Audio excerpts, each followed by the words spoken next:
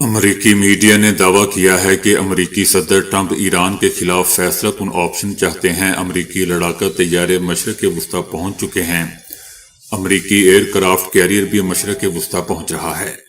امریکی حکام کا بھی کہنا ہے کہ صدر ٹرمپ ایران کے خلاف فیصلہ کن آپشن چاہتے ہیں۔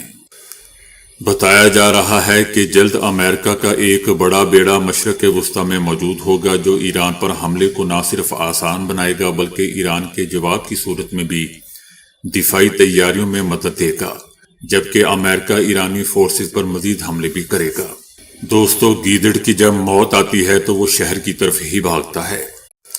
ترکی نے اپنی سرحدوں خاص طور پر شام اور ایران کے ساتھ کردوں اور دیگر عسکریت پسندوں کی دراندازی روکنے کے لیے دیواریں بنا رکھی ہیں۔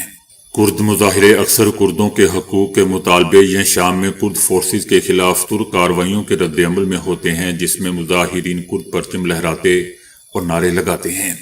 ترکی نے یونان کی طرف سے اپنی سرحد پر تعمیر کردہ دیوار کو شرمندگی کی دیوار قرار دیا ہے، جسے تارکین وطن کو روکنے کے لیے بنایا گیا ہے۔ حالیہ دنوں میں ایران میں جاری کریک ڈاؤن کی وجہ سے بہت سے ایرانی شہری، جن میں کرد بھی شامل ہیں، ترکی کی سرحد عبور کر کے احتجاج کر رہے ہوتے ہیں، جسے کرد حامی مظاہرین سے جوڑا جا رہا ہے۔ کرد حامی مظاہرین کا سرحد کی دیواروں سے تعلق دوستو اس تناظر میں ہے کہ یہ دیواریں کردوں کی نقل و حرکت کو روکنے، کرد عسکریت پسندوں کو کنٹرول کرنے اور تارکین وطن کے مسئلے سے منسلک ہیں، جبکہ کرد مظاہرین ان دیواروں اور سرحدی اقدامات کی مخالفت میں یا اپنے حقوق کے لیے احتجاج کرتے رہتے ہیں۔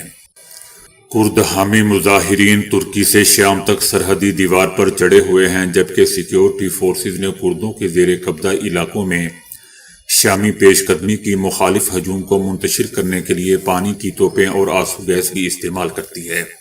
صدر ٹرمپ نے کہا ہے کہ گرین لینڈ سے متعلق کچھ ایسا کریں گے کہ نیٹو بھی خوش اور ہم بھی خوش۔ صدر کا کہنا تھا کہ نیٹو کے پاس امریکہ نہیں تو نیٹو زیادہ مضبوط نہیں ہے۔ نیٹو کے لیے جتنا کام میں نے کیا کسی شخصی صدر نے نہیں کیا۔ اگر میں ساتھ نہ دیتا تو آج نیٹو موجود ہی نہ ہوتا اور تاریخ میں راکھ کا ڈھیر بن گیا ہوتا۔ صدر ٹرمپ کا یہ بھی کہنا تھا کہ سابق وینزویلا کے صدر نکولس سے جیل میں ملاقات کرنے میں کوئی دلچسپی نہیں ہے۔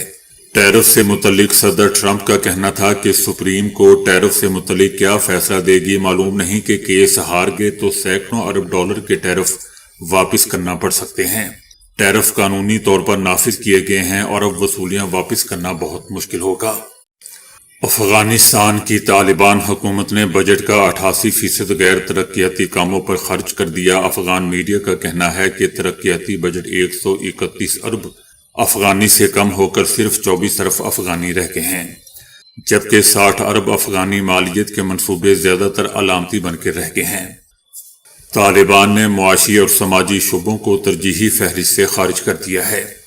افغان میڈیا کی رپورٹ میں یہ بھی بتایا گیا ہے کہ افغان طالبان رجیم نے 4.1 ارب افغانی کی ہیری پھیری بھی کی۔